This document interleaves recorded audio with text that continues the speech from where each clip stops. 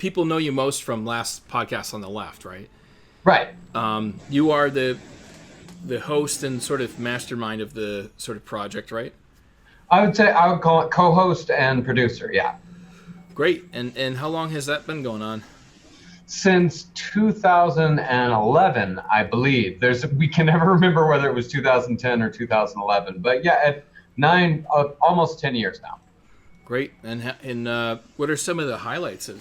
What are some of the exciting things that have happened over the decade? Well, over the year, I mean, really the most exciting thing is going from, 0 listeners way back when to, being one of the top podcasts in the world. We started with, no listeners at all, and just through word of mouth, no press whatsoever until after we got pretty popular. But, just that it was it was a complete and total grassroots thing. And, now we're doing shows in like 2,000 seat theaters all over the world. And it's pretty overwhelming to get that kind of support from the people, to get it, to have it be a completely and totally organic process. That's been the biggest highlight.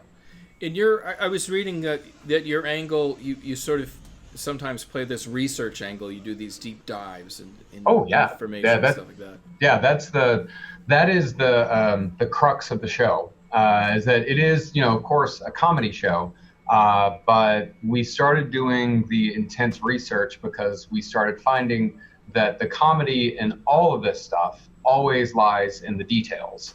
It's always in the small things, the small details of someone's life, the odd habits, or the strange situations. That's where the comedy is. But in order to talk about the details, we found that we had to tell the entire story, beginning to end, because otherwise the details out of context make no sense. So essentially our what we're known for now is like the heavy research. That started as just a way for me to throw more red meat to my 2 co-hosts so they could make more jokes. Right. It sounds like a good system, It works out, yeah. So Kevin MacLeod, okay, so the odd thing about Kevin MacLeod is that a lot of content creators know who he is, but the average person is not going to know they're listening to Kevin MacLeod. And so I find it so fascinating. So I wanted to talk with you about, like, maybe when's the first time you learned about Kevin or came to use his music and things like that.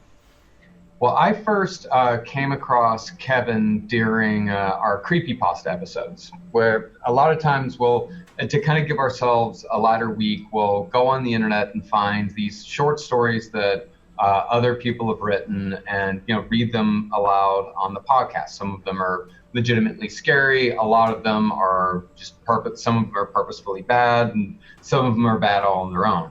But when you're reading a story like that, you need some sort of bed music. And I'm an old school radio guy. Like, I've been in broadcasting for almost 20 years now. So I've always been a big bed music guy. And I was asking one of my employees, like, do you know of any place that has royalty-free music that we can use? And she said, oh my God, there's this guy. There's this guy that is making this, he's making this amazing music, whatever you want. And all you got to do is give the guy credit on the podcast. Like, okay, so I checked it out. And since then, through, I think, 13 creepypasta episodes that we've done so far, like, every story that we read has, gathering darkness or oppressive gloom, like all of these amazing horror soundscapes and these horror soundtracks that this wonderful soul just put up there and said, just give me credit. And it adds such an extra layer to those episodes that otherwise we wouldn't have. Like, it gives a gravity to those stories. Like, even when we're reading something as stupid as Bigfoot erotica, that we found, like, that's just really dumb stuff. But when we put Kevin's music underneath it, it makes it that much more real, and it makes it funnier. Like, it makes it a lot funnier.